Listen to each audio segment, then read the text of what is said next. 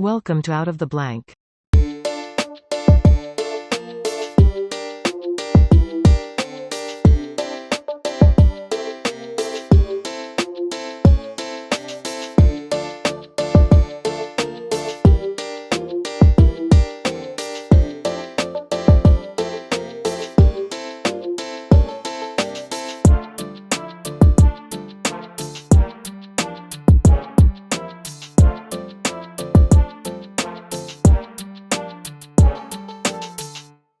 Welcome to another episode of Out of the Blank podcast. I'm here with Daniel. Daniel, for everyone out there listening, can you please introduce yourself?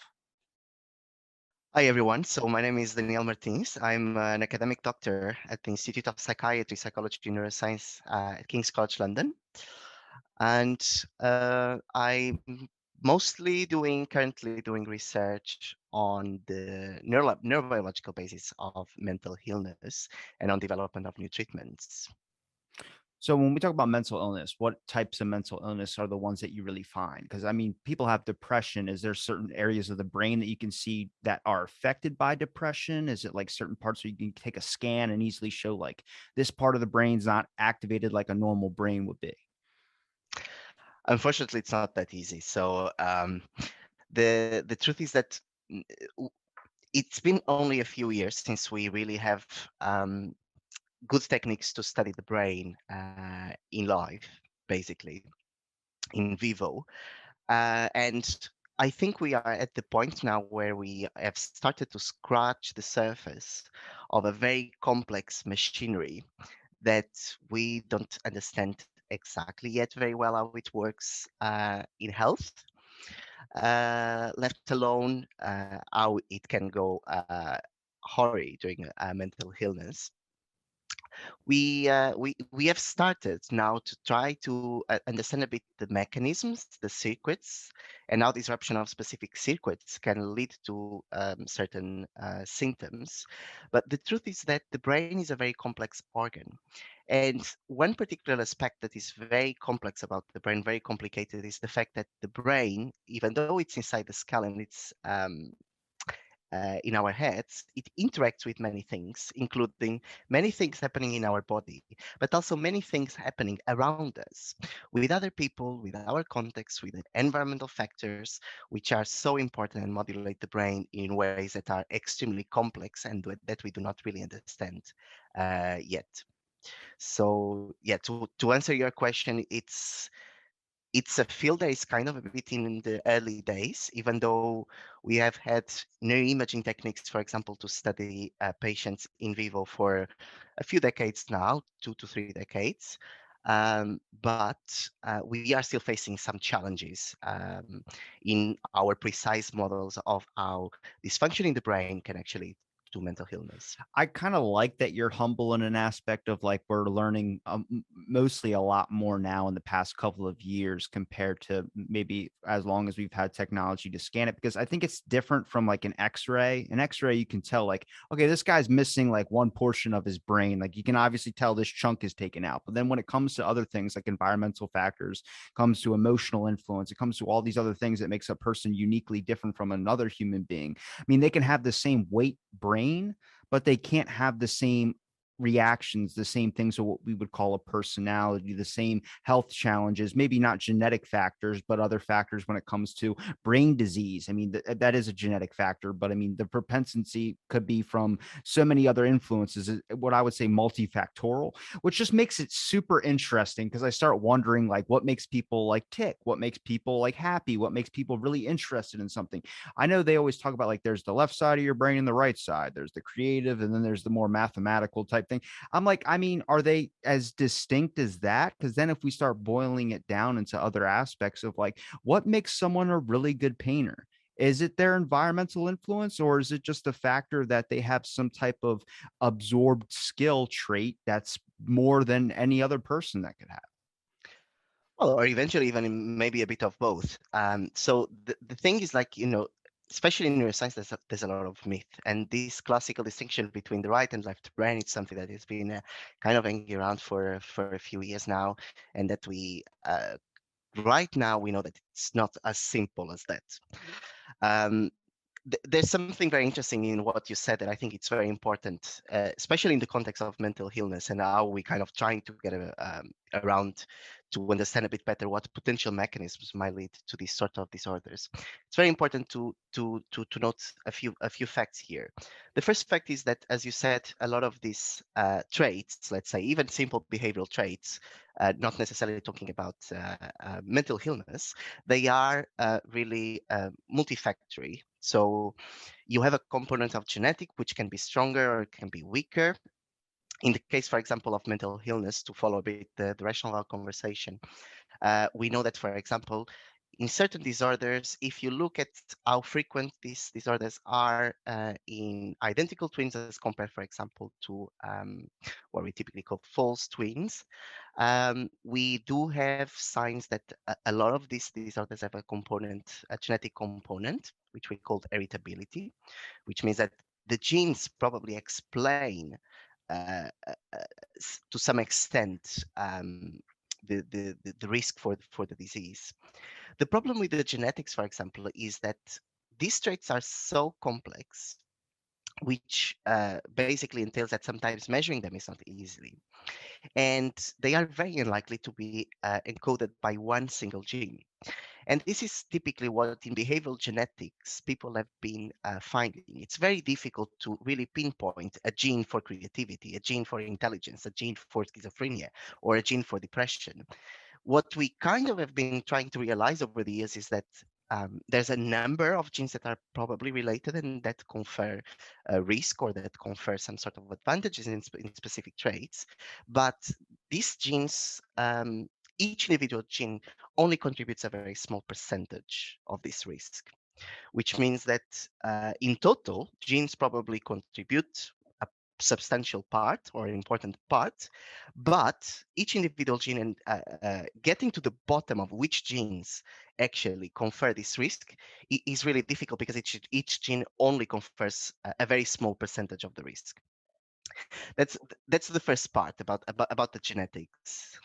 Well, Yes, you were saying with something? the genetics part, that's more predictive, right? If you're able to predict a certain gene or something that has propensity to cause a certain mental health issue. Because I think with schizophrenia, isn't that just certain parts of the brain aren't, or parts of the neuron are not lighting up like they're supposed to be, and that's why electroconvulsive therapy has been the only really effective treatment for schizophrenia. Well, it's not only really the only effective treatment. There's other pharmacological treatments and also other There's a sort of pill, but it's psychological not a therapies. cure.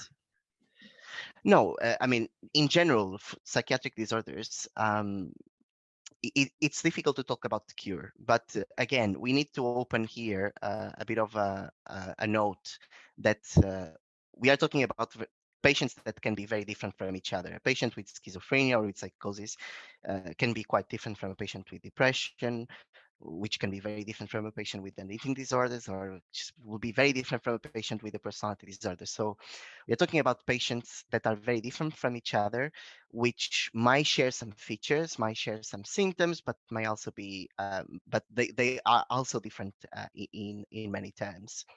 So what you were talking about the function of the brain is interesting because it's kind of a bit of an idea and of a bit of a preconception that we have that whatever happens in the brain is very mystical.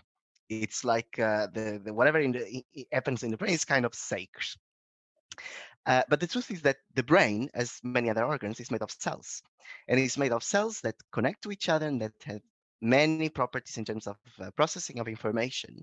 But the characteristics of these cells, they are encoded in our genes, as for many other cells of our bodies, which kind of brings us to the question of whether this thing of separation, kind of almost separation, what is physical and what is almost ethereal when it comes to mental illness, is something that the last decades of research kind of been showing that probably makes less and less sense, because a lot of the things that we used to think as almost mystical in the past from the behavioral point of view, now we know that they have a physical substrate.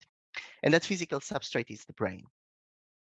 And the simple fact that when you look, for example, to a scan of someone with ADHD, with schizophrenia, and you can't really pinpoint any major structural abnormalities, does not really mean that their brains work exactly in the same way.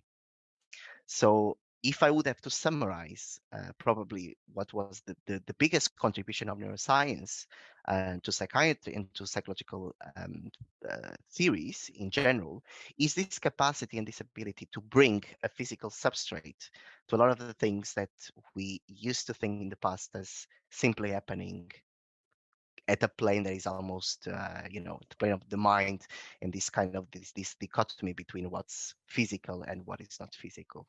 Well, what do you think would be in your opinion, I would say, or your perspective, would be a better aspect to go with neuroscience? Do you think it would be more predictive measures to be able to predict if someone's going to have a certain mental health issue? I mean, it just depends, I guess, what we call mental health. Because to me, I think depression is a serious mental health issue, but it's not like a mental disorder, much like ADHD or much like schizophrenia, because it to me, it's like an add-on. Because I got an article sent to me after speaking with someone who focuses in ADHD. 65% of people with ADHD suffer from severe depression issues and suicidal tendencies. So you get into this aspect of like, well, then that's an add-on to the original first basis, which is ADHD. Now, I don't compare my ADHD to schizophrenia. I think that's a way worse. That's like a stage 5.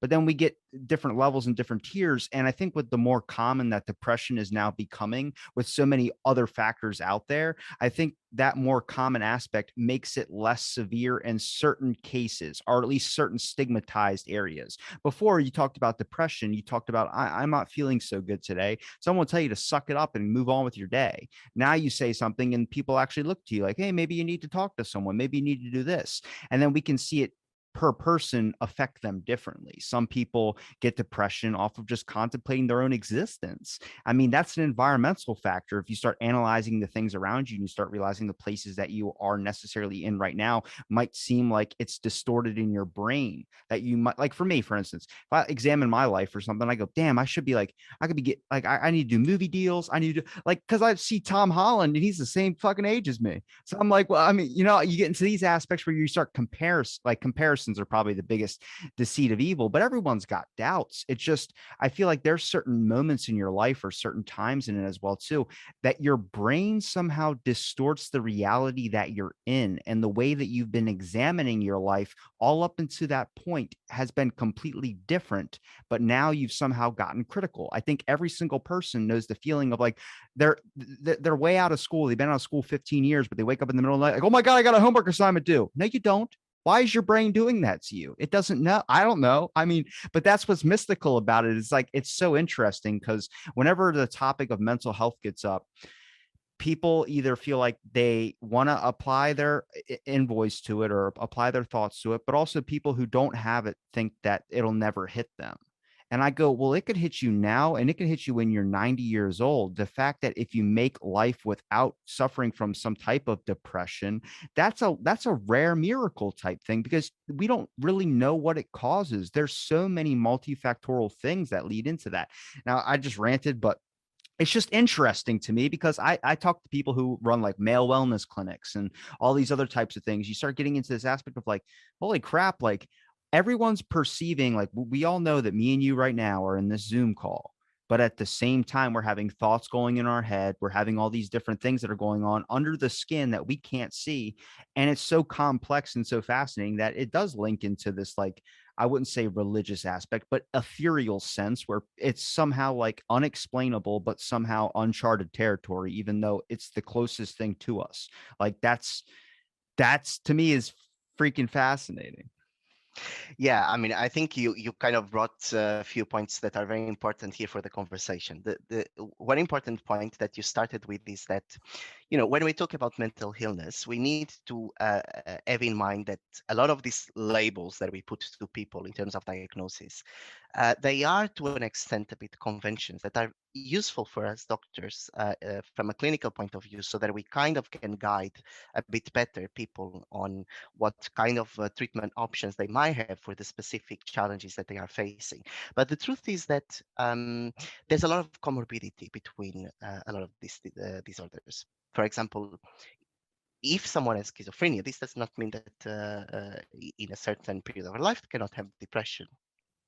The same way that, for example, it's not impossible for a patient with a very severe depression to show what we call psychotic features, which typically we attribute to other sort of mental conditions such as schizophrenia.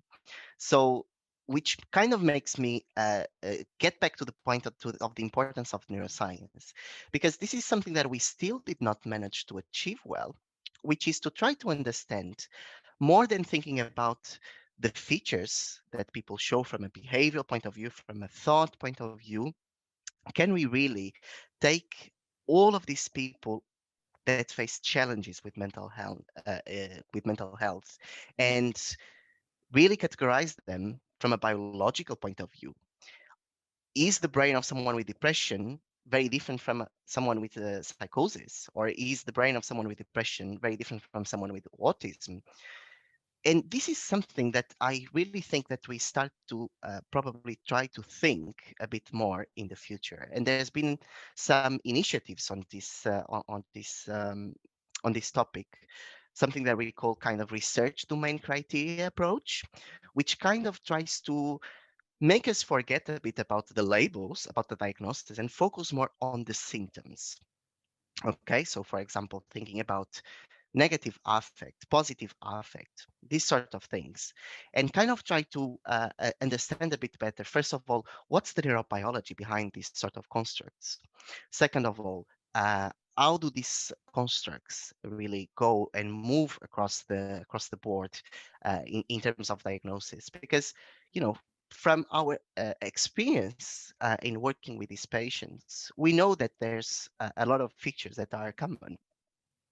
What we cannot really tell very well is whether the mechanisms that lead to depression in someone that is schizophrenia are the same that, for example, lead to depression in someone that just have a reactive depression. So this is really a very important point, and I think it's very important to educate people that when we put a label, it's indeed a very big responsibility from a clinical point of view. But being having a label of, for example, major depressive disorder does not necessarily mean that, you know, you will only have challenges related to mood. That's the first thing. The second thing that I would like to comment on in regards to what you just said, it's really on this idea of stigma. We still have a lot of stigma in relation to people with mental illness. And part of this stigma is because we do not understand yet these disorders very well. And because we kind of have thought for many years that all of these disorders were a bit mystical. In the beginning of the ages, people even attributed a lot of these manifestations like schizophrenia to spirits or to something that is even a bit magical. um, I think people struggle to kind of accept mental illness in the same way that would accept, for example, cancer or an infection or cardiovascular disease. For example, what you were saying, like no one would even dare to say to say to someone with cancer, to say like, you know, get over it. You've got cancer. You just got to move on with your It's life. all in your head, bro. It's all in your head. And this is a notion that I think that our understanding of mechanisms will probably help to change a bit this view and this culture. But I would say that it's still very clear to me. I don't know the reality in the US very well, but I can assure you that in Europe we still have a lot of work to do. It's not uncommon, for example, even for patients with depression that refuse to go to a psychiatrist and prefer, for example, to go to a neurologist, simply because they don't want to go to the psychiatrist. Going to the psychiatrist implies that you are mad, you are in a situation that is not really well viewed by the society. And I think people with mental illness still face a lot of challenges because of this pressure, you know, because of this stigma. And this is something that we really need to do a lot of work to educate people in that direction, because first of all, a lot of people delay looking for help because of this stigma. and probably live their lives with less quality that they could live, simply because they just try to get over the problems they are facing, without looking for specialized help, which is really a shame, because even though people might think that a lot of these diseases are not curable, et cetera, there's a lot of things we can do to manage symptoms, improve the quality of life of people. And second of all, who has the unfortunate destiny of having to live with a label, such as, for example, schizophrenia, will always face some sort of suspicious and kind of these turned eyes of people looking at them.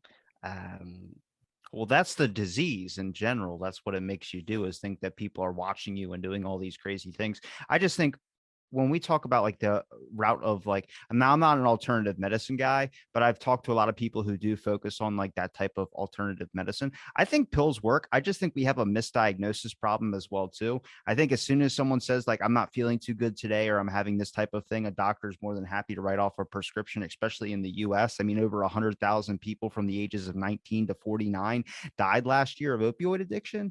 Like, I look at it like, I think we need, with the more commonality that depression is becoming, I hope people can start to realize like the better education that needs to come with that. And I think that doesn't mean you have a brain disorder. I think that just means your life might be kind of crap right now. It doesn't mean it's not going to get better. Now, the thing with psychology or psychiatry is just stigmatized because there's a kind of a darker history that goes behind it. But the most interesting part about it is if you can take it from a psychiatry aspect and bring it into a psychology aspect. Look how many people will say, I got to go talk to my therapist. It doesn't mean that person's nuts. It just means that person needs to talk to someone. That's an environmental problem. We are evolving very fast with technology. And I think with that, we have to realize that there is a massive amount of depression that is coming with that. Now, I think technology like virtual reality and all these things that I've talked to people about who talk about they can use it for therapy, use it for I think that's true.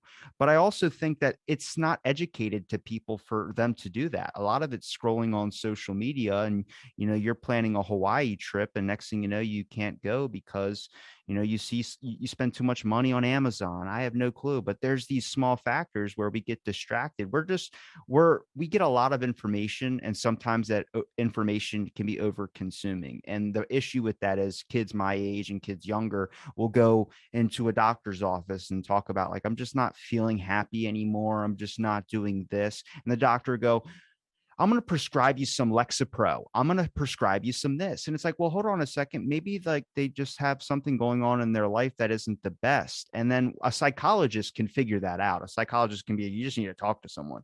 But when people go to like a doctor, they just go to the general practitioner who prescribes them this. And I think with a better understanding of how our minds work, like I think with classifications of mental health issues, like I had a friend, his mom committed suicide. She was schizophrenic. I had no freaking clue, but she took a pill and kept it under for so long. She was fine. And then one day it wasn't. And then that happened. I mean, there's serious, severe things where if you are suffering from something, not just schizophrenia, but depression, severe depression, and it's been lasting months, then yeah, you need to go like talk to someone. You need to make sure that you're not going to hurt yourself. But a lot of people like they lose $500 gambling and they're like, oh, and they think that they have depression. I have friends that went to a doctor and got prescribed something. And they're like, I'm not taking this. I just lost money at a gambling thing. Like that's, I think, with a crucial part of understanding more about this aspect, you'll be able to solve that giant issue. Cause I think that also distorts the data that you're probably receiving on so many factors when it comes to mental health. Yeah, I think you kind of raise some points here that I would also like to demystify a bit here, which is like the first point is this idea that if you go to a doctor complaining that you are sad, you are going to receive a diagnosis of depression. It doesn't work that way, really. I've done it So, with two different doctors in the US. So I'm just saying. I mean, I cannot, of course, I cannot comment reality on the US because, and there's also a lot of, one thing is seeing someone which is specialized in this area and that will probably have a different view on things. But the truth is that, even though uh, we don't have any diagnostic tests to depression, for example, it's not like I can use my stethoscope, put my stethoscope on your brain and see what the sounds are like to kind of help me make a diagnosis of depression.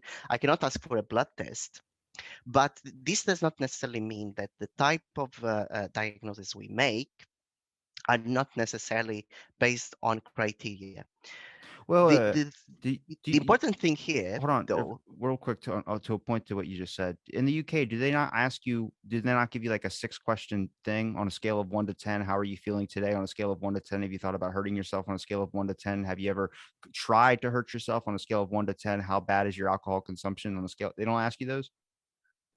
So those questions, they are those questions that you are mentioning, they are part of kind of self-report objective questionnaires for assessing depressive symptoms.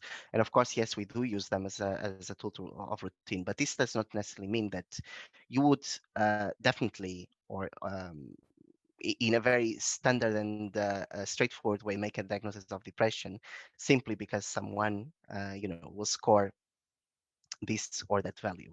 There's kind of this holistic assessment of mental state that we should make in order to make a good diagnosis of depression, and that also implies sometimes understanding what's the impact that these sort of feelings might have on the way that people are interacting with others, performing at work, living their lives.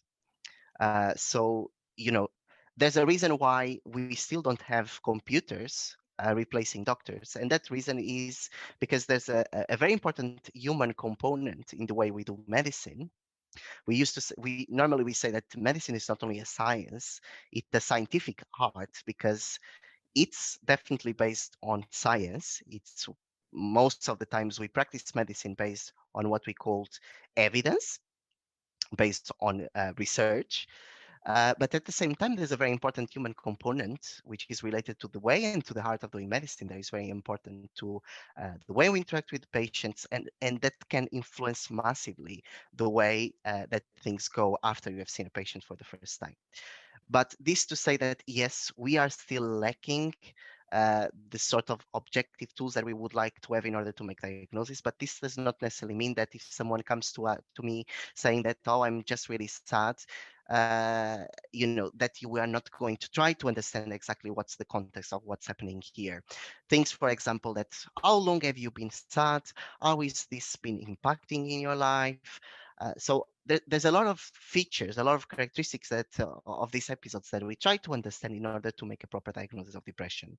So because feeling sad, it's something that is part of life, is just part of our emotional repertoire. What we need to try to understand is whether these persistent feelings of sadness might actually be dysfunctional to the way that the person is working. I got to come to the UK because in the US, it's completely different. If I would have answered that criteria with above 6 on anything, they immediately would say, I'm going to prescribe you Lexico. I'm going to prescribe you Motrin. I'm going to prescribe you something like that. And that's with 2 different doctors that I've went to. I don't take any of that stuff because I don't even really take Tylenol. But it's interesting because it's 2 different perspectives based on 2 different countries. And I think that is a big issue that's over here as well too, is that there isn't really this individual time and care that's not really put in with doctors over here. And I'm not dismissing the medical industry at all. I just think that they have a long patient load and they only have a certain amount of time that they got to cram in, which kind of sucks because I think you need more individualized care when it comes to that aspect of things. And I think the pandemic kind of threw a monkey wrench in it because now we have more of a telehealth type idea that this is the way we can do medical things. Now, if it's a serious thing, like you got a lump on the side of your head that's growing like 4 sizes bigger than your own head, then yeah, the doctor's probably going to tell you to come in. But right now we're passing a lot with telehealth. And I don't think that's really an effective way as well, too, because we have a large area right now of trying to understand mental health and at the same time trying to find a fix for it. And I'm just like, would it be more about raising the situation? Like for me, my depression, I don't really know when it's going to happen. I don't know. You just get these bad days where it's like life kind of sucks. But it's not like something like I can just tell you like, oh, my brain, it's about to click on to like depression. Like I know with certain other things, you can tell like, okay, there's a feeling like you're getting in the back of your head, brain fog, for instance, where I found your article. That type of thing is like an area of my back of my head. Exactly. I could pinpoint it to this back spot right here. Whenever I get into an argument, it starts to flare up. it causes sometimes a migraine, but that area I could pinpoint it to a T that, okay, I have brain fog right now because I can't think clearly. I'm just, my thoughts aren't there. And then that brings in a whole area of depression and the number of people that have brain fog, not even just from COVID, but from other things as well too. The depression numbers rise up because now they feel like they're less than what they were before. And necessarily, if you didn't really like what was going on in your life before, you're going to feel even worse when there's something else that's hindering it, like you're not normal anymore. And it's like, what's normal? But we don't ever ask ourselves these questions. I feel like if you ask yourself maybe 10 questions to assess your state of being, you'll probably be able to answer it yourself. You'll probably be able to not only answer your own questions, but be able to figure out, like, okay, I feel better now.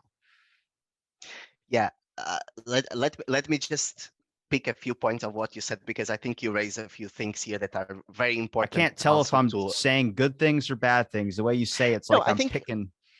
I mean, you are raising some points, but I think my role here during this conversation is also try to bring a bit a more a perspective from an insider of the reality here.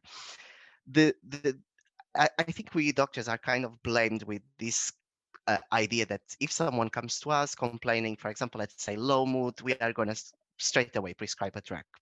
That's not necessarily, always the case, and that's not necessarily good practice, because these decisions of whether what sort of treatment approach we are going to take with a patient is normally a shared decision. And we know that, for example, in the case of depression, especially if we are talking about a moderate depression, light depression, the brief psychological therapies, they seem to be sometimes as efficient in reducing your depressive symptoms as, for example, a drug. Now, let's imagine that, for example, you as a patient, you tell me, it's like, but I don't have money, I don't have an insurance to actually attend all of these psychological therapy sessions. There's a lot of straining on the resources as well in the health systems. You cannot really get it for free. It's not easy to find a psychologist or someone that is trained to actually, run these sessions with you. Uh, so, in my place, what would you do? What should I tell you? Should I tell you to go home and not do anything, even if you are struggling? And I know that there's additional and other options which might help you to overcome that problem. And those sort of decisions, is this sort of decisions that a lot of the times we have to make. If someone tells me, I know that I would take, I could take brief psychological intervention to reduce my symptoms, but it's not something that I'm really willing to do. I would prefer to do medication. What should I do? What should I say to this patient? Should I force people to actually engage in psychotherapy before I provide the opportunity to try pharmacological treatment? So it's a bit of this balance and a lot of circumstances that we really have to consider. And I think in general, the public, when it comes to this to this topic of use of medication in mental illness, I'm not saying that that we don't perhaps see sometimes a bit of a problem with over prescriptions, errors in prescription, which come from the fact that a lot of these patients are not really followed up by specialized services and people that have a good training in mental health. But it's a reality that it's way more complicated and way more nuanced than what people might think in the general community. Just wanted to make this to make this point, because I think it's really important to kind of clarify that if you go to a psychiatrist, it's not for sure that you are going to come out with a drug. And one very funny thing is that, but this does not happen I only with wasn't even talking about a in psychiatry. psychiatrist. I was just talking about a general doctor that offers Lexapro or Motrin like it's nothing. And they'll prescribe you for harder things when it goes over. See, the thing is, at least in the States, if you ask for, I want this drug to handle with my depression, I guarantee you, you're not going to get it. And if we talk about like therapy services and charges, free insurance for healthcare, you get free therapy. There are plenty of places that'll just talk to you. Now, the area where it comes to prescribing things, like I said before, they're just a lot of like general doctors that prescribe those things. They're just trying to fix the issue. I'm not crapping on the medical industry, but if you look at the statistics of opioid overdose in the States, there's evidence to back that. Now, I don't think it's the doctor's fault. I just think that they have a large patient load, like I said before. Now, more than likely, you're going to have a doctor that is probably just going to talk to you and trying to figure out what's going on in your life. But the criteria aspects of what meets a certain drug that they can prescribe you is a lot of the times the question linked in with the questions that are asked in a service, which is that 1 to 10 scale. And if someone doesn't really understand that in that moment that they need help, which is why they're at a doctor, more than likely than not, they're going to answer above an 8 on most of those questions, which makes the doctor start to think that this is serious and you need some help right now to help you out of this position. When they could just walk outside, find a $20 bill on the ground, and their whole life could be better. Like, that's the thing, is like, I think where the whole topic of mental health and all these issues start coming in is that it's like seen as like it's this severe, it's going to cause you to do this, and people don't really understand the full scope of what that is, so they feel like they need help in this moment when really their next day is going to be better. Half the time I take a nap, it all goes away. Like, I feel great after a nap. I mean, that's the thing with sleep as well too. The low lack of sleep causing depression issues that are rising up as well too. That's why I say it's multifactorial. I'm not blaming doctors on anything. If you've listened to like the other 1,000 episodes, I've always covered the doctor's ass. What I think it is that society is set on this pace of like get you on the best course of action as fast as possible, get you back out and doing whatever you want. And necessarily that's where I bring back the individual care. I think we need to have a more respect or more kind of understanding of what that thing is going through. That doesn't mean every single doctor is going to be able to sit down with a patient for an hour. I don't expect that at all. But I think like our criteria needs to advance. But I only see the way that that criteria advances if we can better understand it. And that's only been happening in the past 5, 10 years. We've been really trying to understand depression a lot more. And I think even in today's time, you're seeing trending articles about it all the time. People really want to know like what stops someone from these horrible things that are happening, especially over here in the States, which I think that brings more focus onto your field as well too. Is it something in the brain that's not working properly? Is it something like this? Could you tell? I mean, it might just be something that's going on in their life. I mean, did they lose their home? Did they lose their car? I mean, it could be something like that. But the way that we're trying to understand it is when we say mental health, people immediately think the brain. They think like, is something inside that's not firing correctly? And it's like, that's necessarily not always the case. No, especially, it's not always the case, because as you were saying, we are talking about disorders that have a very important multifactorial component. But this does not necessarily mean that, for example, think about, for example, stress, the way we deal with stress. Stress is, for example, a very important factor in increasing the risk for an episode of depression. But not all of us react to stress the same way, and not all of us facing exactly the same challenge will develop a depression, because we have different resilience mechanisms that are in place, and that kind of help us to cope with the stress and reduce the potential harmful effect that might have for our mental health. I think our work here is really to try to understand a bit better, create a more precise and more mechanism models of how can someone that happens in your life, let's think, for example, continuous stressor, you are in a job that is very stressful, where you work very long hours, people are not really nice, eventually they bully you, they harass you. uh, how can this sort of environmental events, which are naturally stressors, can lead to depression? And that's the sort of the path that we have been trying to do. Of course, you know, no one, even for someone as me, which does a lot of research on the brain and on neurobiology, ignores the importance of these contextual and environmental factors. What we kind of want to try to understand is that how can we put the puzzles of all of these pieces together? Because at the end of the day, yes, the person is feeling sad because something wrong happened uh, in their lives. But what is really puzzling for us, what's really interesting to us, is how can this something bad that happened in their environment actually lead to all of this constellation of symptoms that we see, and that from one moment to the other just disrupts the way that people interact with others and live their lives. I think that's really, really the point. The pandemic itself kind of brought us a lot of opportunities to kind of, explore a bit uh, better a lot of these things. And going to the paper that you were mentioning, which was a paper that was actually led, where I'm a co-author, was actually led by people at Harvard Medical School, at Marcus Logic Group, and where people kind of, our colleagues were interested in kind of trying to understand, for example, what this experience of the pandemic itself, as a huge and an extreme example of constellation of stressors can look like, and the impact it might have, and what could it entail from the brain point of view.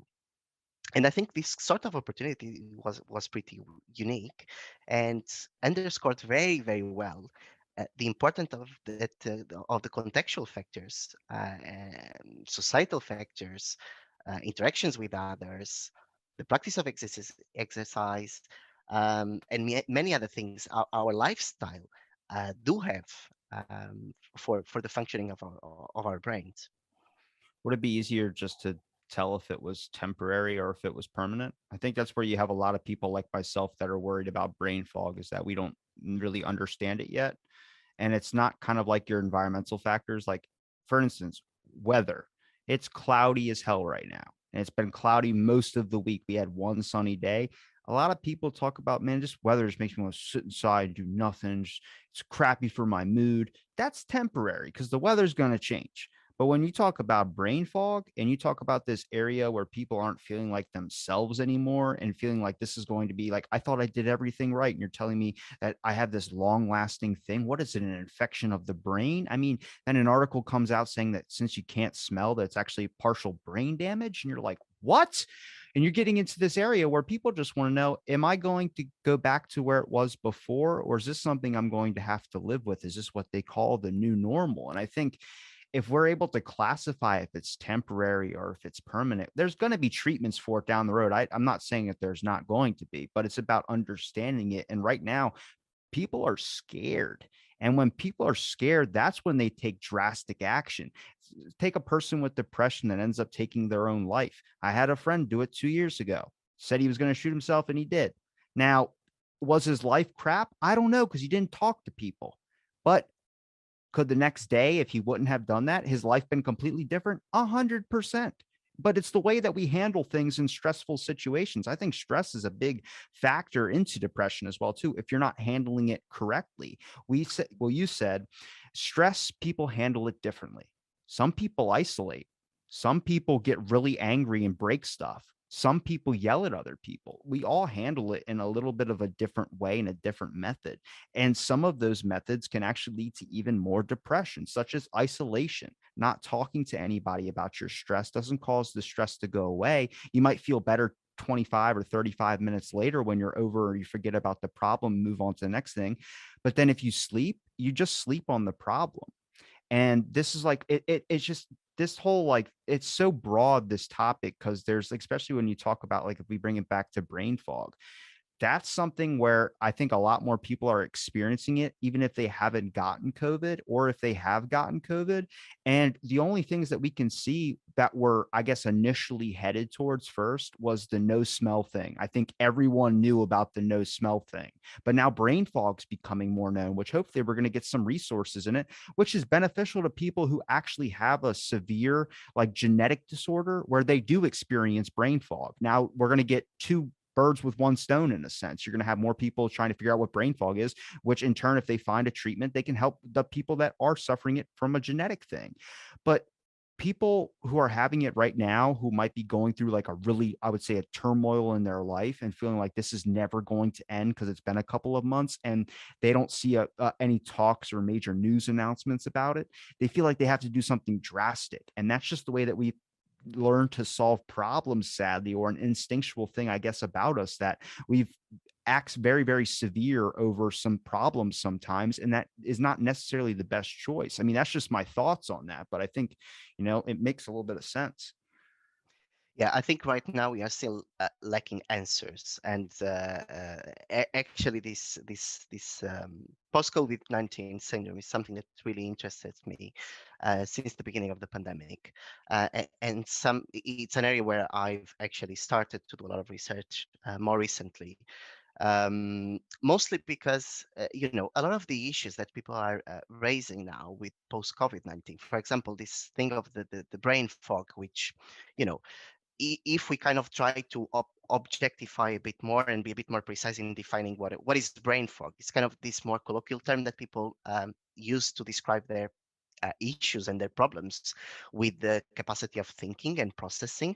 A lot of the times related to, for example, problems with sustained attention, with the speed of thinking, and etc., which we kind of, have already observed for a lot of years in many other patients. And thinking, for example, patients with neurological disorders such as MS, where I also did some research, patients with Parkinson's struggle quite often with fatigue, and patients with cancer. And in very curious case, you have people actually where this fatigue is actually their primary complaint, such as in people with ME/CSF, myalgic encephalomyelitis, or chronic fatigue syndrome. So, this thing of the fatigue, yes, it did, the post-COVID syndrome did raise a lot of our awareness and our attention to the importance of studying and understanding a bit better fatigue as an entity, which is something that I think it's going to be extremely positive because, first of all, it's a medical symptom that we kind of tend to disregard a lot. People also do not pay a lot of attention to it. It's just like, oh yes, I've been tired, and it's kind of just crack on and Eat just some try to soup live or with something. it. That's usually what they say is eat some soup. And but the truth is that there's still a lot of work and there's still a lot of questions, especially when it comes to post-COVID syndrome. And note here that I do not really like to use the word long COVID here because I think it's a bit confusing. So, you know, long COVID kind of encompasses two very different things. And the first thing is what we called like the ongoing symptoms that happen after COVID and that can last, up to 12 weeks, uh, and which sometimes just really reflect the kind of recovery from our bodies from all of the strain that we had during the acute infection.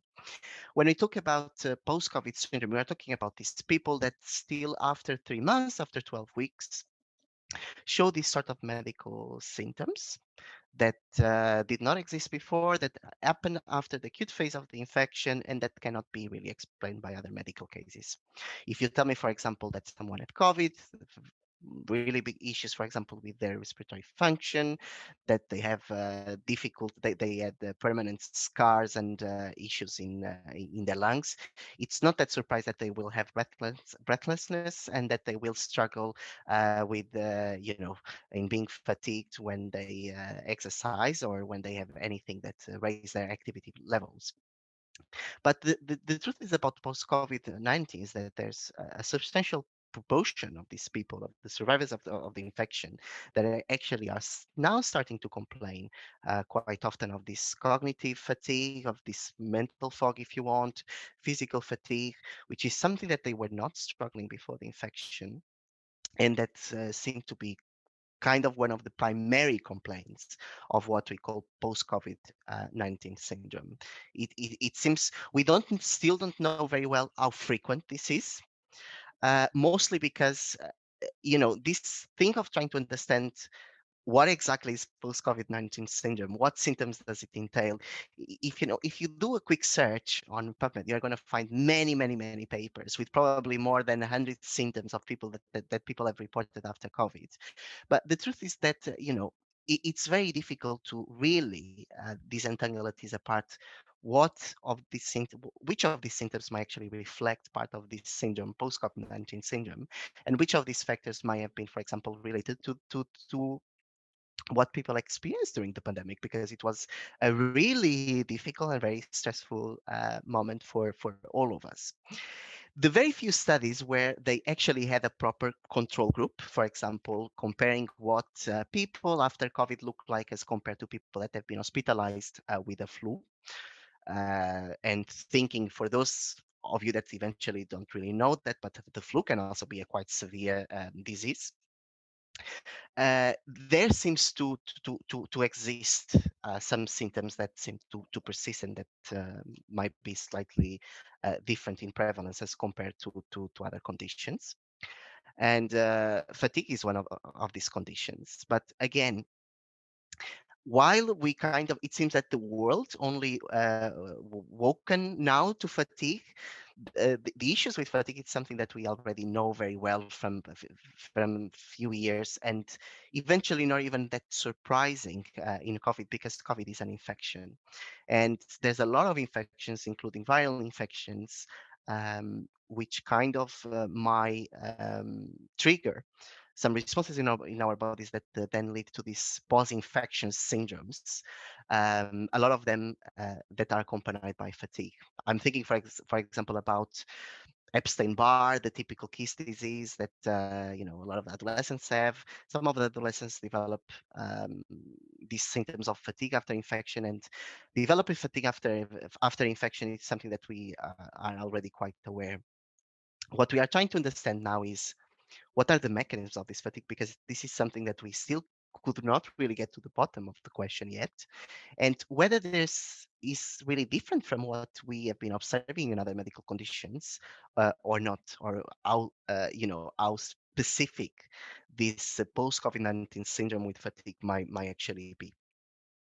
And some of the, let's say, some of the most discussed or debated mechanisms around fatigue is the idea that because you have a very strong immune response when you are infected by the virus, it's not implausible that some of this response might be somehow transmitted to your brain, and that basically what we observe with this cognitive fatigue, physical fatigue, mental fatigue, brain fog, if you want, might actually be the reflection of a ongoing neuroinflammatory process, which is not enough to give you the typical symptoms of, for example, an encephalitis, which is typically the presentation that patients have when they have an inflammation of the brain. But this low grade chronic inflammation going on for a prolonged period of time might actually have a contribution. And I personally have a research project that is ongoing now here in London at the Institute of Psychiatry, where we are trying really to understand whether we find evidence, we find traces of this neuroinflammatory process in people with fatigue that develop fatigue as opposed to those that did not develop fatigue but had COVID. So it's really, I would say, we are talking about research that is being done as we are talking here now. Whether these changes are going to be permanent or not, we cannot really tell. So a lot of the patients recover from the disease, which is great. A percentage of patients do develop some, alterations, which are not only, brain fog is one of them, but actually COVID is a multi-organ disease that affects many organs, including the lungs, the kidneys, the heart, the gastrointestinal system. The nervous system, of course, is not an exception.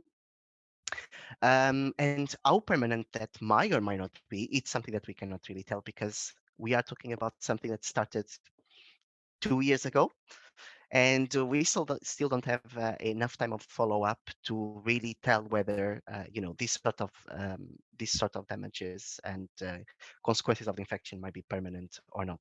What we know from the very few follow up studies that have been conducted till now is that a lot of the patients, even though they struggle with some symptoms for a while, they do seem to get better over time and to return to levels of functionality, which does not mean that in some patients you might not see developing of symptoms that might persist for a long time.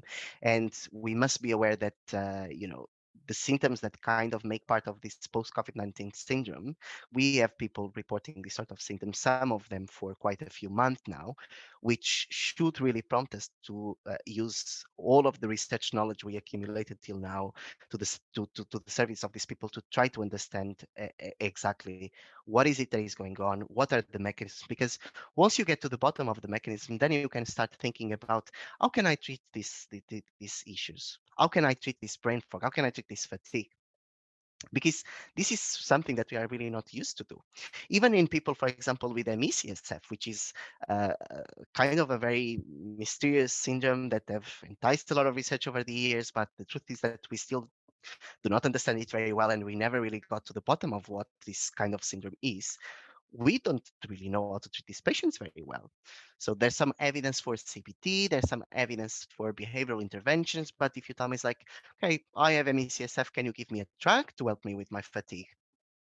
We don't really know what to prescribe. So, well, we have some ideas, but we don't really have any treatment that seem to be quite effective for these patients. And this is example of how doing research, like the work that we do here at our institute, very important to help us to face the medical challenges that we just have. And I think the pandemic is a very good example of that. That was a lot. But long COVID, the reason why they don't call it long COVID because you're no longer infected with COVID anymore, but people are still experiencing symptoms. Now, it's not as simple as brain fog. You can use the same methods like people. I have a buddy who hasn't smelled in a year. Like he just can't smell anything. I think the most he can smell is like sometimes his toothpaste. Coffee doesn't smell like anything. And I know people were trying different methods and tricks to be able to re-trigger and relearn how to smell certain things. And I think with brain fog, I think what this is from my perspective, from having COVID, you usually ask someone like if they had COVID, oh, they go, I had one bad day or two bad days or something under a week. They said was rough for them. Okay. And then you have the other cases, like the very rare cases where people say like they're still messed up from it. They're still like this. And I'm not talking about long COVID. I'm talking about can't get out of bed type scenarios. Now, if we talk about what I think that is, I think it's like an acid trip. Now, hear me out.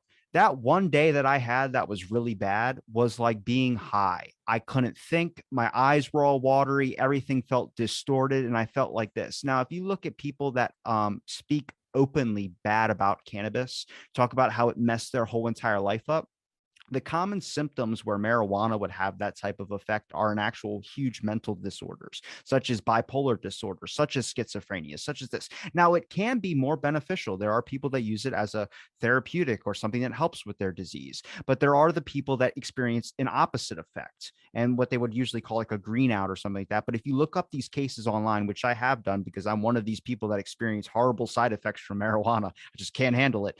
But they felt the way I've heard it described was that their brain is like a sponge and you just poked even more holes into that sponge and ran water through it. They felt like their brain was like a sock that lost its elasticity. Like they just never bounced back. And I talk about the resilience aspect with the people that suffer something from COVID. You might have gotten over it in a day, but your body did get reset to zero in a sense. You got brought down to a really low point on that really rough day that people always talk about having. And you kind of, maybe your resiliency isn't there. You haven't bounced back 100% yet. That's why certain treatment methods, like someone relearning how to smell again, they use different methods. Someone could be like, oh, I smelled my socks and my smell came back. And then someone like, I smelled an orange and it came back.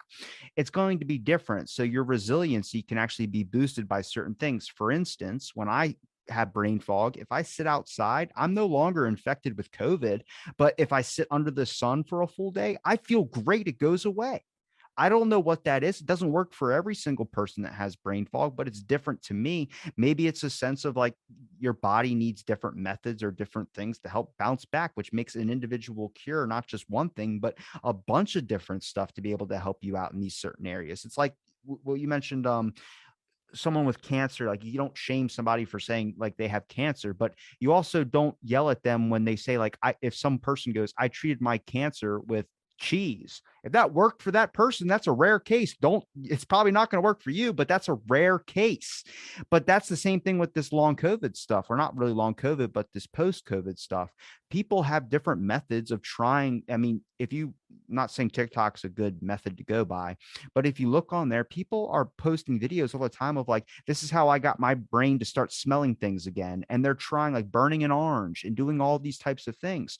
Now, it might not necessarily work for you, but that's amazing that someone's willing to record that and try and help out in a sense of other people that are experiencing the same thing. And it goes back to the way that we handle with diseases as well, too. When you, there's been brain fog for way longer than COVID's been around, but it only really picked up trend when more people started experiencing what this term of brain fog was, which is when I brought back to the point of saying, then we'll eventually get a cure for brain fog when more people are focused in on it that could help out someone who has been suffering it longer than COVID's been around. I think it's a great way to knock out two birds with one stone. It's just different where you start realizing if you're no longer infected with COVID, but you still experience brain fog, is it like a neurodegenerative disease? Are you experiencing something where your brain is just in certain aspects or certain moments? Just because when I've experienced brain fog, I feel like my brain's just degrading away. Like it just doesn't feel like it's 100% there. Like I feel like I'm going regressing rather than progressing, even with thoughts and information that I consume. I could watch a whole documentary and not understand a single word, even though I knew I was fully attentioned into it. But here's where another podcast I did about the cognition aspect in time. Now, when I reached out to this person, he was talking about time travel or time explorial experience. And I thought, oh my God, we're going to learn about time travel. No, your cognition of time moves the same, but we all perceive it differently. And that's why there's moments where you go, man, time really went slow or time really went fast. People say it's fun, but it's also the way you're experiencing time and cognition. ADHD usually experience time going very slow. It's why you're so fast paced. But with brain fog, if that kicks in, I feel slowed down. I feel like the ADHD has gone away, like the one time I took Adderall. So I get into this aspect of like, there's obviously something that's not just in my head. It's something that is affecting a part of my brain that can experience time differently. And then now with that experiencing of slowing down time, this moment that feels like it's going on forever and necessarily you don't want it to go on forever, that's going to create depression. So I think you're going to get a lot more people focused into this aspect of trying to figure out what this is because it's going to be affecting a lot more people as we're seeing.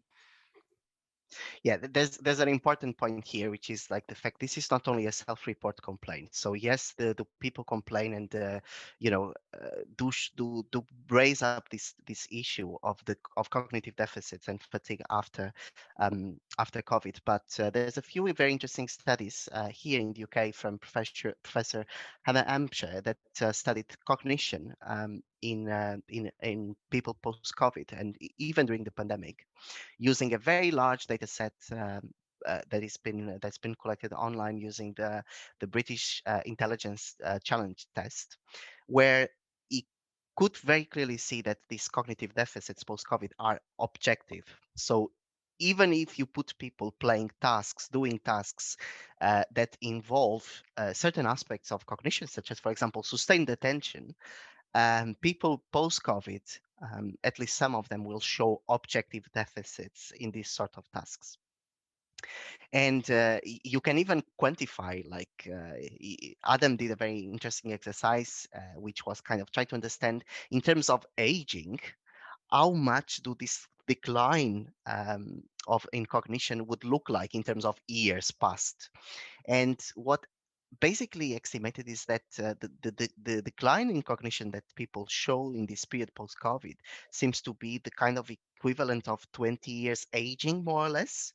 Because during Jesus, aging, our cognition deteriorates, that's and scary.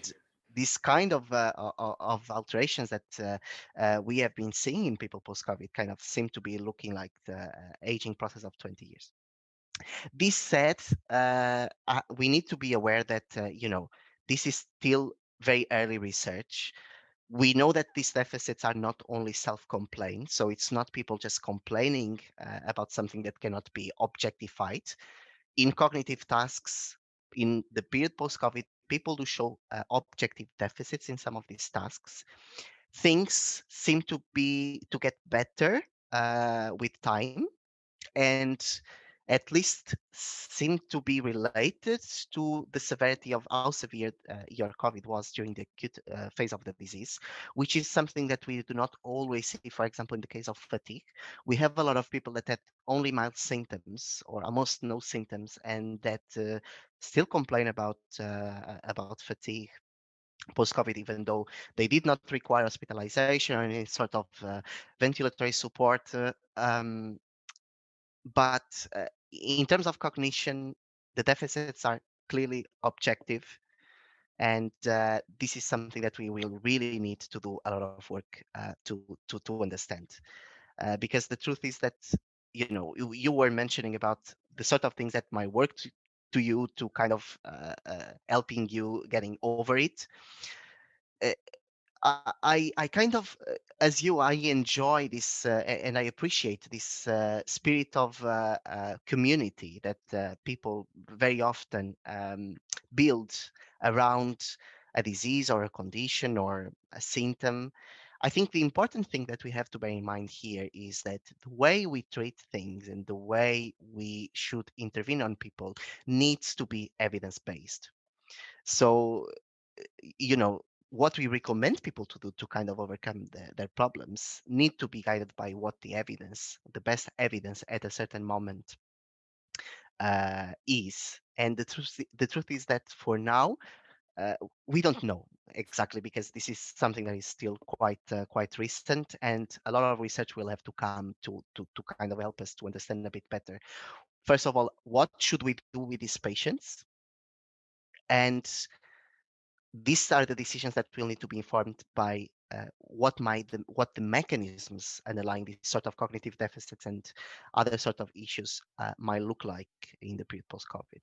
You took that TikTok to getting your smell back type thing as like a if someone jumps off a bridge, then you should jump off a bridge type example out of that, didn't you?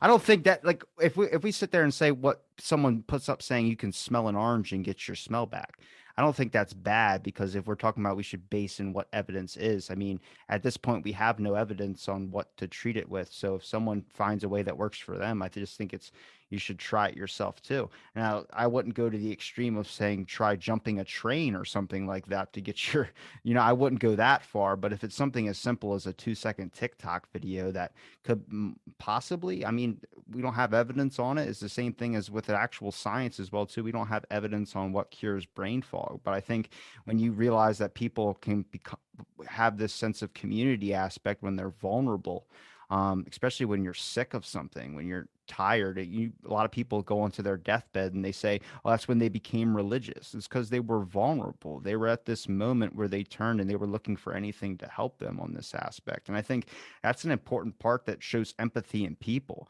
I think the comfortability factor is where you get all the anger and stress that's on social media now. I think people are just unless you see empathy out of someone or you're talking face to face with someone, which you're probably not going to say the same things you would online, you have empathy because you're there and you're vulnerable. You're not away on a screen. And I think that's one thing that this pandemic really showed, not just with like lockdowns and other things, but it showed the vulnerable aspect of that. This isn't like specific to one certain person. This isn't a specific to a country. This is specific to every single person that's alive that has cognitive ability. I mean, just being able to understand, talk, and all these factors. Everyone experiences it differently, which does bring a little bit of a disconnect in what people would rather want focused on. Like some people want their smell back. Some people just want to be able to think normal again. I know people that have beaten brain fog off of taking some type of prescription or taking something like that.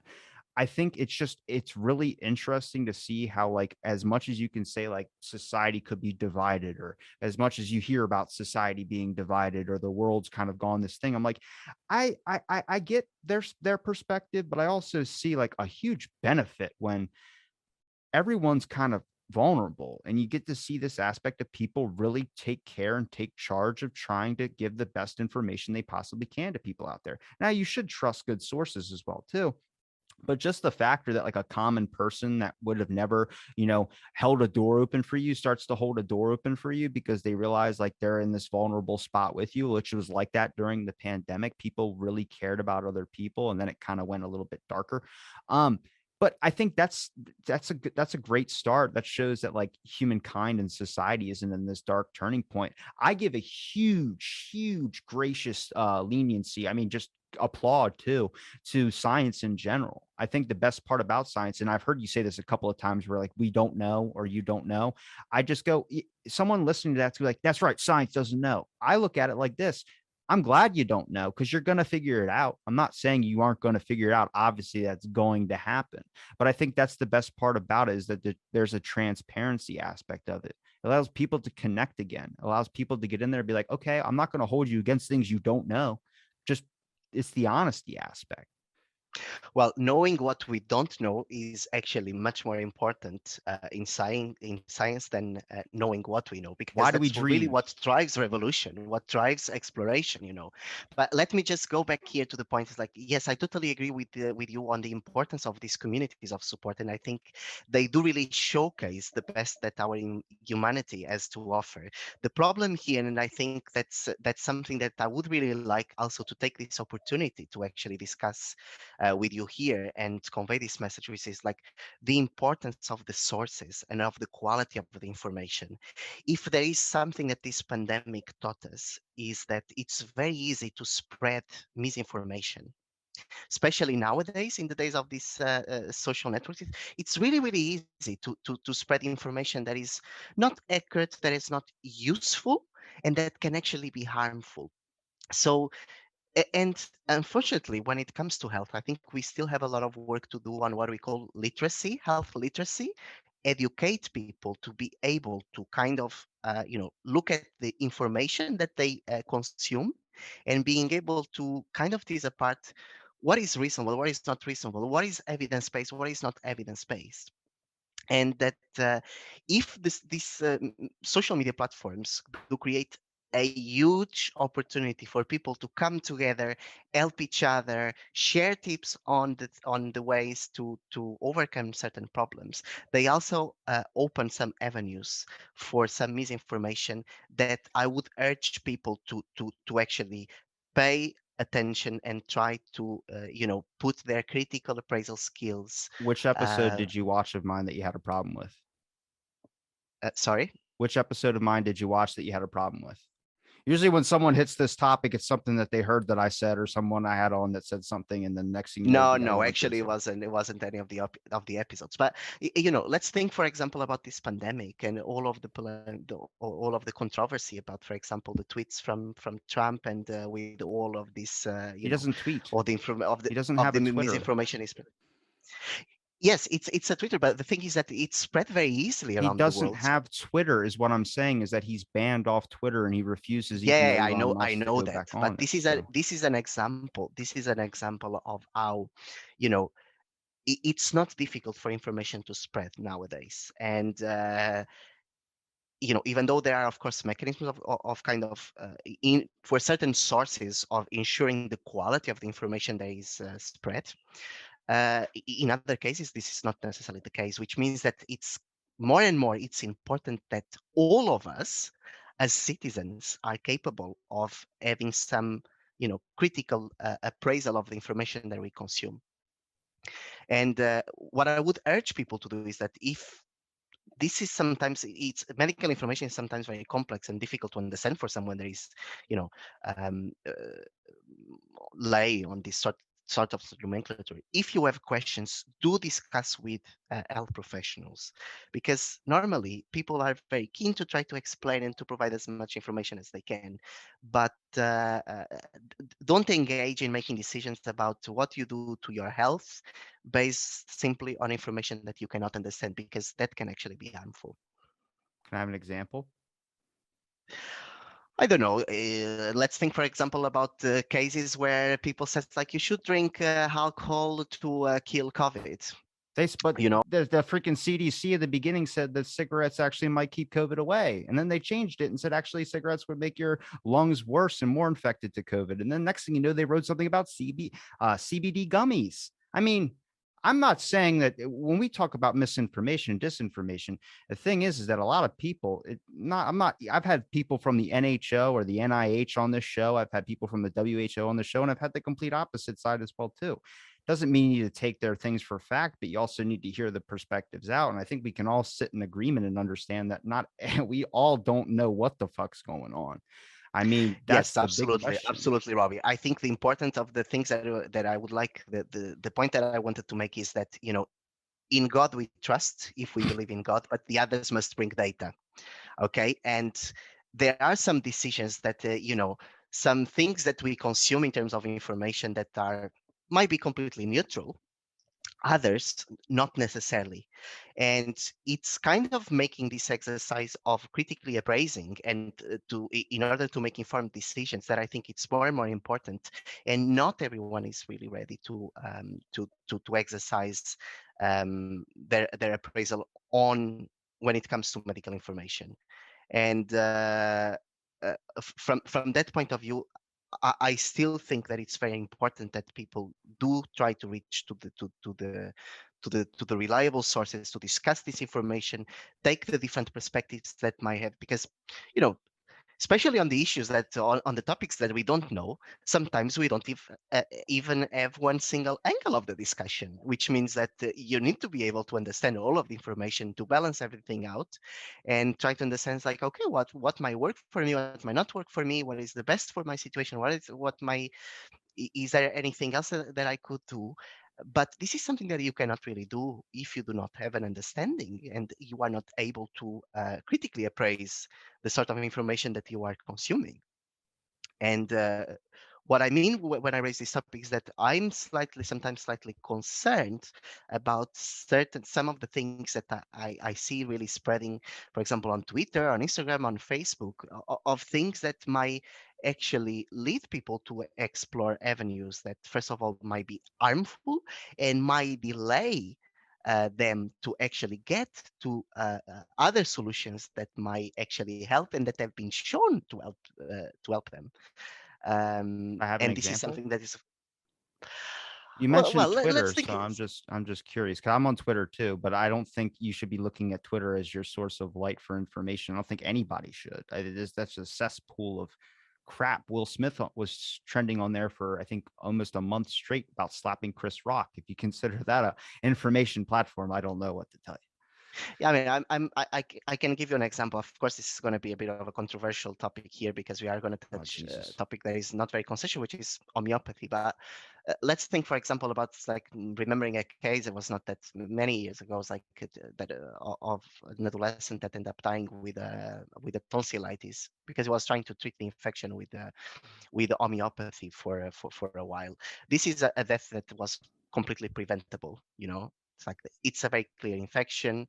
We have antibiotics to treat infections. These infections, you think like, oh, it's a tonsillitis, probably something that is not going to kill me, but it can actually kill you if left untreated. And it's a very clear example of where misinformation probably misguided these parents to actually make the wrong decisions at the crucial time points. Um, and it's a very unfortunate, it's probably a very extreme case, but as this, we could really find a graded and nuanced many other cases of where misinformation can actually delay important decisions on timings that are crucial. I agree, but wouldn't we extend the same branch to some alternative medicines as well too, which some people don't accept? I mean, Steve Jobs did nothing but juice cleanses to clear his pancreatic cancer. Then on his deathbed said, "I regret doing all that." Like it's just like we could draw that over there as well too. I don't have anything specific against homeopathy. Okay, so let me I don't know just be what clear that about that. is. It's like, well, me neither. But what I'm saying in general is what I'm talking about in general is about interventions that are not evidence based, and really try to raise and call people's attention to the importance of making decisions based on evidence and on discussion with people that can advise them based on the best practice at the moment. I don't have anything specific against this or that modality, I or think I know what is you're just aiming at, but you're avoiding the words of saying it. You mean alternative medicines? I don't have anything No, against, I meant a giant. Never mind. We won't even because I'll just get the topic off YouTube. There would be no point doing that. I get what you're saying. I think it's very crucial, but when we talk about data as well too, like there's a lot of things that you could point at that people really haven't even did studies about, and they're now doing studies about. I mean, masks were the biggest example of things as well too. They were shown to be not as effective as they thought in the beginning. They've went back and forth on that as well too. I just think that Robbie. Sorry to interrupt you, but that's science. This capacity of going backwards and forwards on things that we think to be right at a certain moment that then we revise. That's yeah, science. That's how I knowledge know. progresses. I know, but the people, the doctors in the beginning, someone that I've had on the show as well too, speaking out about that, and that was their Twitter was banned. I mean, now that they're back on Twitter because they were proven right, like I just get to this aspect of like we talk about data. There wasn't data to prove that it did. There wasn't data that was proven. And if you say there was data to show it, show me the data because the WHO said the data didn't back it up. So I get into this aspect of like I think it's very, very conscious to get your information from all sources of things. But I think when you stigmatize a topic so much that you can't talk about it or you annihilate it completely, you're not having people inform their own decisions based on the knowledge that they have. Now, I get it. I'll give you an area of like there are probably people that aren't intelligent to make their own decisions, such as like people that ate a Tide Pod or something doing that stupid Tide Pod challenge. It's just dumb. But there are real serious things where people are speaking out about things that it might just been help them, or they might be doing their own studies, such as I've had a couple of those controversial doctors on. I think that that's information that should be looked at. And the fact that some of those controversial doctors that I've had on, the ones that have been on Joe Rogan, there's studies in my town right now being done on the medications that they were talking about taking. I just get to this point of like, I get it. Like, look, I'm not about saying that this is 100% right, this is 100% this, and this is 100% this. But if you stigmatize a freaking topic so much as COVID is, like if someone says that I had one bad day from COVID, they get looked at like it's because you were vaxxed, right? Why does that even need to be discussed? The fact that they had one bad day and now they're out of the COVID thing, that should be the thing that we're looking at. We should be appraising. We shouldn't just be dismissing. But that's how this topic has been now. This topic has been where people identify with a social identity that is a mass, that is this and that is that.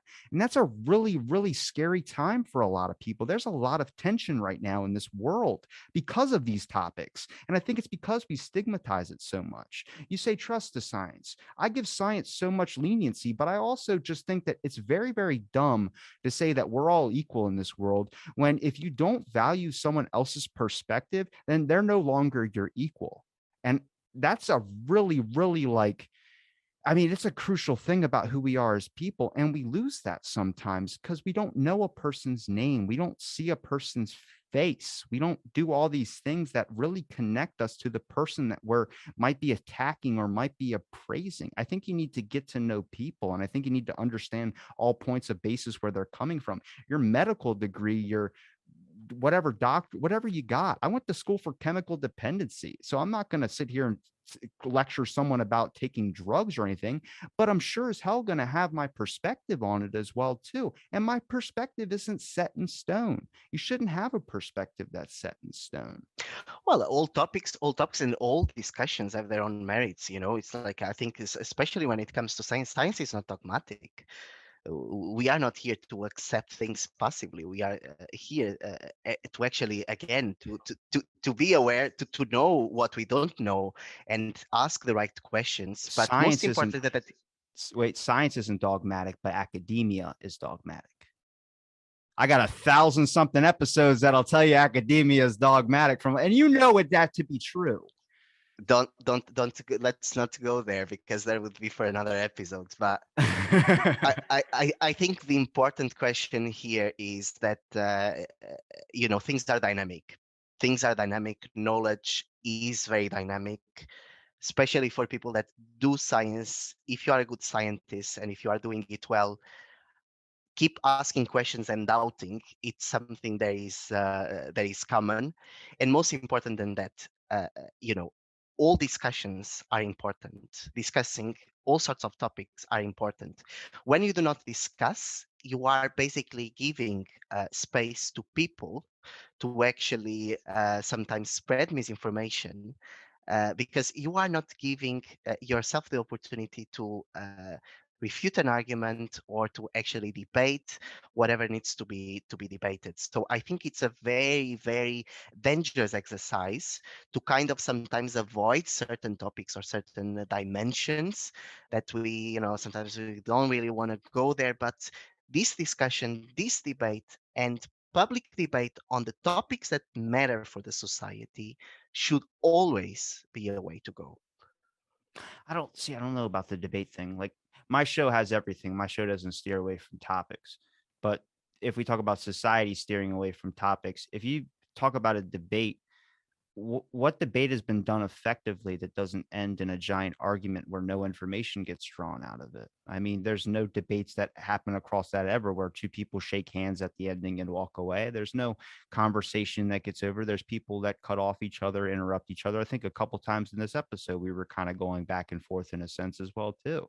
There's not a conversational aspect of it because I'm not at any point in this conversation trying to turn this into a debate and get into this other thing in there, but it's conversation, it's talking about things, and it can seem as like you're attacking like the medical field. I'm not doing that at all.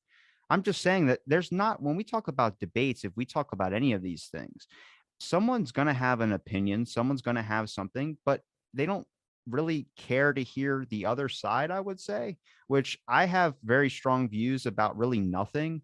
I just, even with politics, I consider myself politically homeless because I don't really care. Just don't have the time and the hours to worry about Biden or Trump. And that's just a states thing, maybe.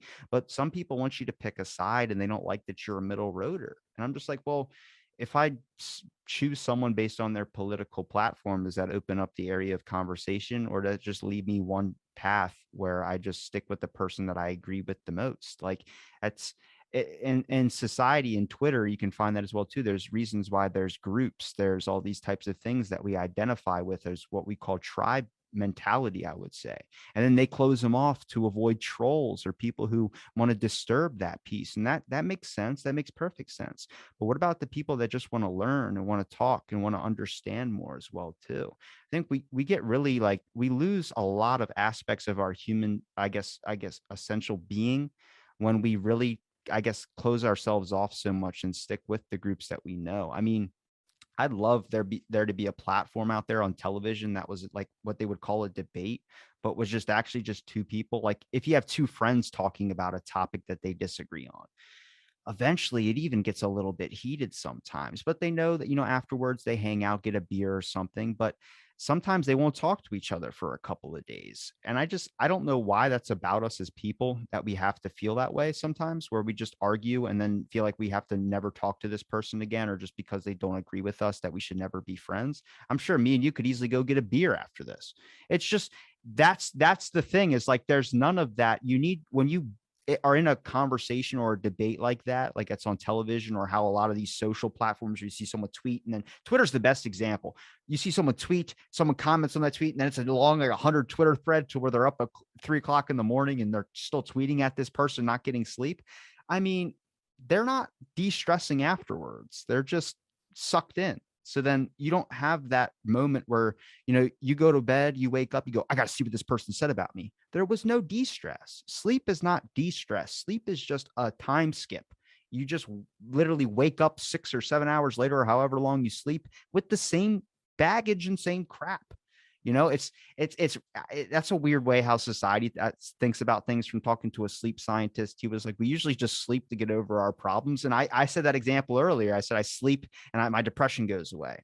It's not really a fix though. There's still cracks in that mirror that you have that you need to fix. And people consider sleep, because it makes all the emotions go away, that you're all boil up to a certain point and you kind of boil back down. In a sense, sure, but I guarantee to you, your attention span or patience later that day is going to be still very, very short fused. So a lot of the topics, I think, debate is extremely important, but it's also important to know how to debate. And know how to debate really implies knowing how to listen and how to talk, and respectfully having a channel of communications, which, yes, I agree with you, sometimes is a bit difficult to find, because things can be quite the discussion can be quite hot. This said, this does not necessarily mean that when you are debating a topic, you need to end up with a conclusion, or that you need to end up with a black and white opinion, because a lot of the topics are so nuanced, and so there's so scope for all of these colors in between white and black, that we should just embrace sometimes this richness, and really you know try to at least to be aware of what's out there, what the information, what are the different angles and perspectives on a certain point. We might sometimes agree a bit more or a bit less with certain arguments, but at the end of the day, the importance of people realizing really this richness and embracing this richness of perspectives to kind of add something to themselves, I think it's what is really important about the debate. We could switch that to academia. How many people are trying to do something that another person's trying to get their work in front of that person? Well, Mhm. I cannot really comment on that Mhm. because I do not see this situation. So, Wait, is neuroscience like a safe topic? It's kind of like astronomy. Like astronomy, there's not a whole lot of like academia fighting, which is very, very refreshing. Because if you look in like other fields in academia, there's a lot of like back and forth kind of tension, or like all this type of stuff where you start realizing there's some problems in it. But then if you look at like astronomy, there are some very rare. I've actually had one of like the major guys on here. His name's Avi Loeb. He had a comet, that Oumuamua, that was in space, a long pencil like thing. Now, every other academia person, he's saying it's aliens. They're all like, that guy's and then they just onslaught him. And I'm like, well, I mean, that's one rare thing in astronomy, but most of the time it's just people trying to figure out what stuff is. Like dark matter is the same thing in your realm, which would be consciousness, like trying to explain what that is. It's an open air game. Anybody's opinion could really be what it is at this point, because there's just not a lot of evidence on it. Something we don't even really understand. I never even knew that the brain. I thought once brain tissue died, there's no way of bringing it back. Now, is there a thing in the brain called like white brain matter or something like that? There's a whole other thing of tissue that can regenerate or something like that. uh, y- yes. So let me just start with your first question. So I think the neuroscience community is actually quite big, with people doing a lot of different things, with people doing work like me, with neuroimaging in humans and with patients, other people working mostly with preclinical models. But there's a whole range of different kind of approach that people take to study neuroscience, and the community is quite big. A good thing about the neuroscience community, and for example, specifically about the neuroimaging community, is because, for example, acquiring data is so expensive, because we have to pay a lot of money to actually use an MRI machine and acquire images of the brain. There's a lot of international projects and international collaborations, which means that people do speak to each other, and I think that's a really important asset of doing science, because collaboration sometimes is really key, is really a key point. About the second point of this the idea of generation in the brains, I mean, I'm not a specialist on neurogenesis, but this is something that's a kind of a perspective that shifts over time. And it's a very good example of how sometimes something that we take as true in a certain moment in time or in history can just be get revised with acquisition of new knowledge. And the idea that, for example, once you are born with many more neurons than you actually have in your adult life, because a lot of these neurons are going to be pruned out to kind of refine the connections. But we kind of have this idea that once we get to the adult stage of our brains, the kind of things crystallize there. You don't have neurogenesis anymore. You do not produce neurons, and this is, for example, a concept that we know nowadays it's completely outdated. There's many regions in the brain where people have found evidence of production of new neurons. As the heart, for example, the brain is still not as doesn't have the regeneration capacity that we would like it to have. And we know that, for example, cases of stroke, especially when they are large, they can have tremendous consequences on people's life. And of course, we see some recovery, but there's, of course, a lot of people that cannot really recover the functionality that they would like. But you see, it's an example as simple as that that illustrates so well what the topic we were discussing before: the need to be open and to update things as new knowledge just comes in. Do they have any studies on positive emotions or positive environments influencing brain health? Like, not when I'm talking about brain degeneration, but I'm talking about brain like just regenerativeness. If someone's experiencing something like maybe they're on their deathbed or something, going through something horrible, that's what they found out during this pandemic was the worst thing to do was to cut people off or isolate people. It was better to have people together because the positive environment, which it makes me think a little bit about like that telepathy angle or that psychic thing where people talk about energies. Like, I hate that. I really hate when someone hovers their hand over you and says that they're healing you. I don't think it's doing jack. But when you're in a positive environment and you're having fun with friends, to say that your depression doesn't go away, to say that your stress doesn't change, to say that all these things, these chemical reactions that happen, I mean, they obviously do. So I think when we look at that, I mean, if we look at the area of like someone who's in the hospital, like if you have a dying loved one or something like that, maybe not dying, but severely hurt or something. I had a buddy that was in a car accident, really, really bad, got his foot ripped off and all this stuff. This was like 5, 6 years ago. Now, when he was laying in his hospital bed, he was in a coma for like, I think, almost 2 months, and his family was constantly by his side, and they were there when he woke up. I mean, to say that that didn't have an effect, I don't know. I mean, there's not a lot of evidence to really show that, I guess. But I mean, maybe. Actually, it can be very surprising, but it's actually an area where we have quite good evidence. Social connected, social support is one of the most protective factors in mental health. And actually, one area where I did my PhD was actually the psychopharmacology of oxytocin, which is considered to be or thought to be a very important modulator of the social brain and of our social behavior. Um, this to say that, for example, specific on the neurogenesis topic that you were raising, there's some studies, especially studies in rodents, that show that having an enriched environment, meaning an environment where you have the presence of other conspecifics, where you can actually do things, which in animals could be, for example, having this wheel where you can go and run and do your exercise, do seem to protect the brain, and to protect the brain by reducing inflammation, by favoring a lot of pathways that are actually important to keep our brain healthy. So these sort of studies are a bit more difficult to conduct in humans, because it's kind of a bit more difficult to control the environment in that sense. But at least from the evidence in animal studies, we have really good evidence to think that all of these contextual factors are extremely important for our brain health. And having, for example, good sleep, good life hygiene, good social support. For example, one of the things that even in psychological therapies you try to do with people that are socially withdrawn is try to slowly kind of try to get them reconnected, because that's an extremely important part of building resilience to stress and resilience to potential um, mental distress.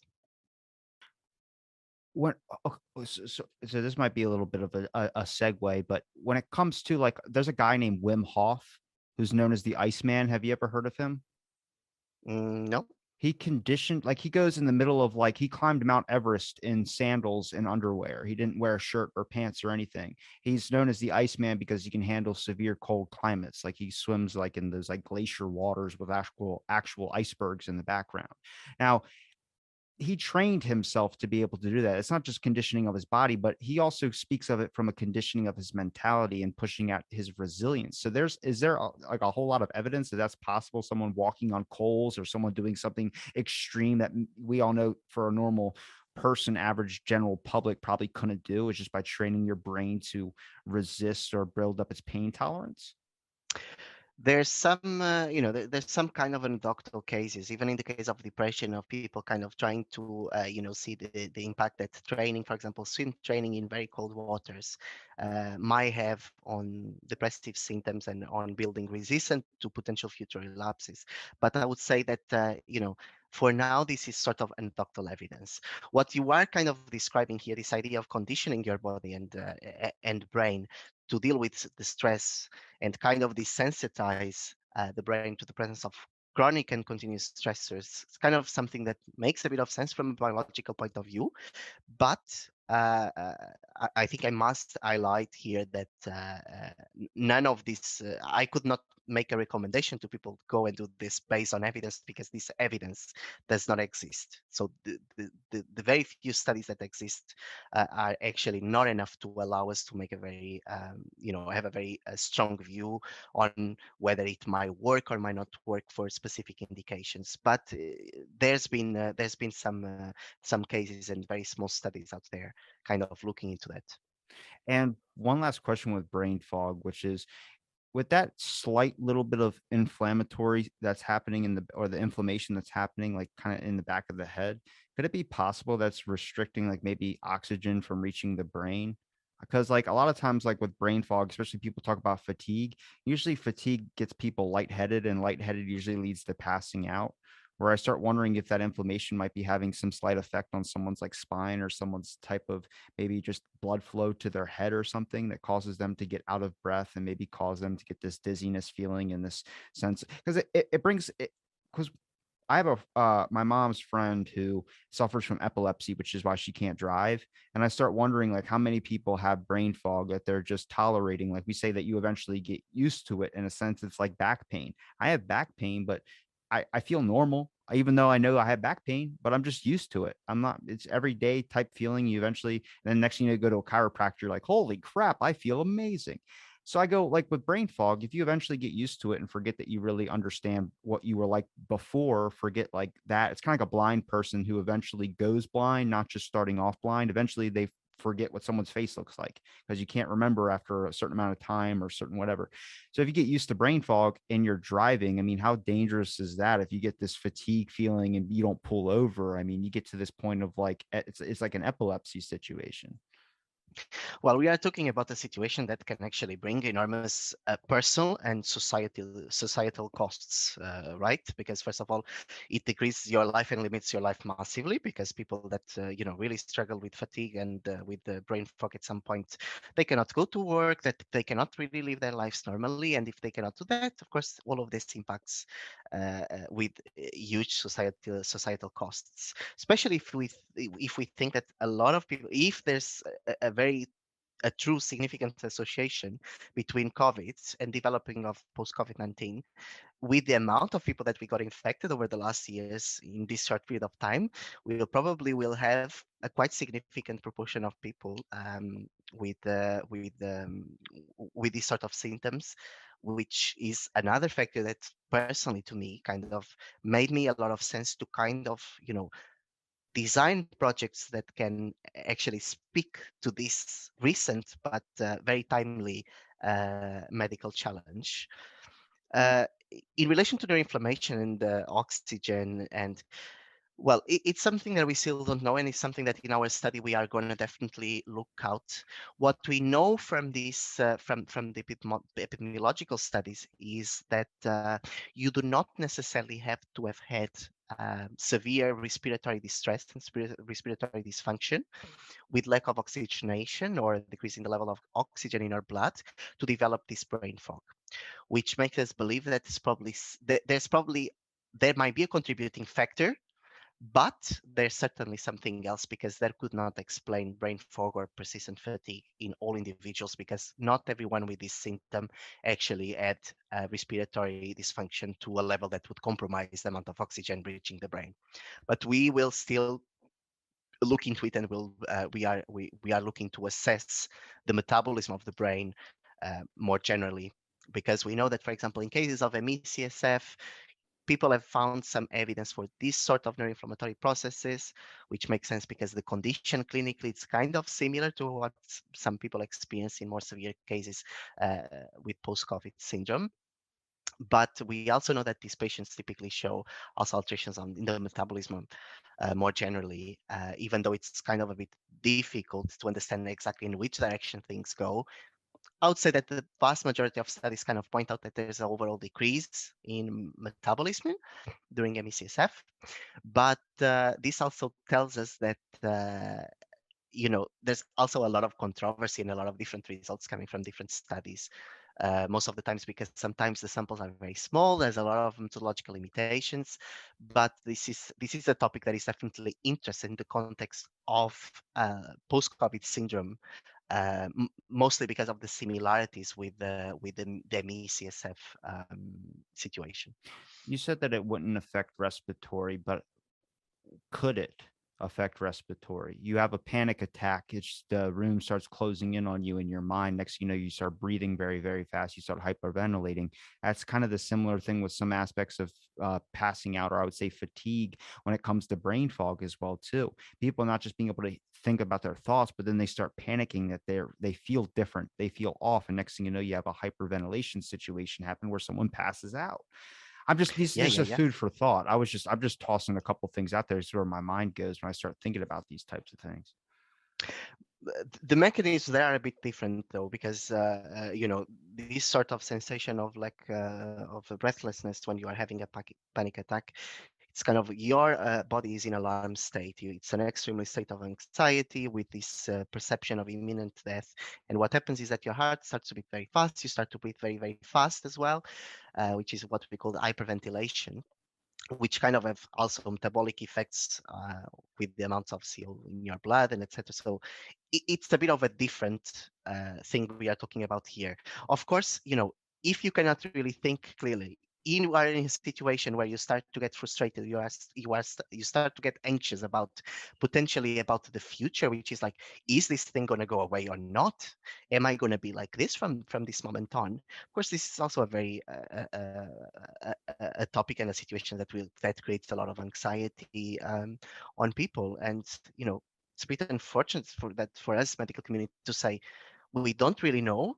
What we can assure people is that we are trying to do the best we can at this moment, to manage the situation as good as we can based on what we know, and we are trying to do as much research as we can to understand this better. So it's a bit what I want to tell to people that are struggling with persistence fatigue, is that we did not forget you, and we know of your existence, we know of the challenges you are facing, and we are trying to do the best we can to understand this a bit better, so that we can treat you better as well. Surprisingly, like I have, so this is the one last question for you, but do you find that people get upset when you say that you don't know? Because surprisingly, I get more comfort when you say that we are aware, or we are going to look into it, or we are like, you can tell me that we don't have evidence on it, but as soon as you tell me like you're aware, or you just hear me out on whatever that issue I might raise, no matter how hypothetical it is, it's just a sense of comfort in that. I think it's just like I personally don't like these ideas. Like, we are not Einsteins, and we are not gods that have access to all knowledge of the world, right? You just So talked to me for 2 hours, so obviously you're a normal fellow. yes, so we learn as we go, and most important than that, we ask the questions when we face them, and that was one of the things that also led me to do research, even if I train primarily as a medical doctor, which is like this idea that you have many challenges that you face on your everyday practice, that you just realize like we don't know how to do better, but maybe if you try to explore and look at things from a different perspective, from a different angle, under a new theory, you might actually come up with something new. And that's a bit my personal attitude towards science and towards these problems. And I personally, I'm always very suspicious of people that know everything and do not have any questions. I think questioning yourself and questioning what is known at a certain moment is a very healthy way of exercising your critical appraisal skills. And to me, it's the only way to go forward when it comes to science and to knowledge, really. It's to keep asking questions.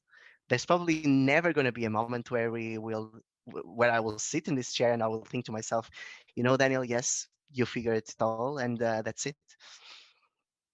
So that's a good way of looking at it. Thank God all I do is really ask questions as well too. I don't have any definitive conclusions on anything, but one thing I really did enjoy this podcast. It went longer than I thought it was going to go. That was actually Yeah, me too. it But was it was an enjoyable discussion. regenerative, I would say. Maybe my brain fog will go away. I don't know. That was a dumb joke. Daniel, it's been a pleasure chatting with you, man. Seriously. Well, likewise. Is there a place where people can find you? You got any links? You would put your Twitter out there? So there's my Twitter. If you look for Daniel Martins, Institute of Psychiatry, King's College London, you will find I also have a website where normally I share my research on different topics related to neurobiology, neuroscience, and psychiatry. And yeah, and the traditional routes. If you are interested in the papers that I've been writing and that I'll write in the future, you can just have a quick search on Google and probably come up with my either Google Scholar, ResearchGate, and whatever. And I'll make sure I link it all in the description. It's been a pleasure chatting, and thanks for listening Yes, to this please do, episode. Robbie. Thank you very much. Thanks for listening to this episode of Out of the Blank.